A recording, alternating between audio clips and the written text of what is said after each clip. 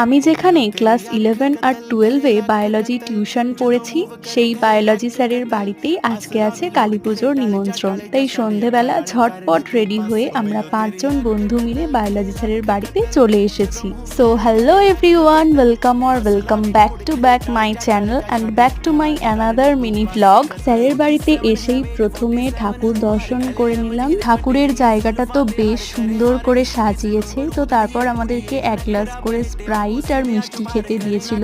আমি তো একদমই মিষ্টি অ্যাভয়েড করি, বাট তাও আজকে খেলাম। তো তারপর আমরা সবাই মিলে মেন কোর্স খেতে বসে পড়েছিলাম। মেন কোর্সে ছিল লুচি, ঘুগনি, পনিরের তরকারি, ফুলকপির তরকারি, আমের চাটনি, পাঁপড়, রসগোল্লা, কমলাভোগ। খাওয়া দাওয়া কমপ্লিট করে আমরা বেশ কিছুক্ষণ বসে সবাই মিলে আড্ডা দিচ্ছিলাম। আমার আজকের লুকটা তোমাদের কেমন লাগলো কমেন্টসে জানিও, আর ভিডিওটা ভালো লাগলে লাইক করে দিও আর চ্যানেলটা সাবস্ক্রাইব করে দিও। Bye bye.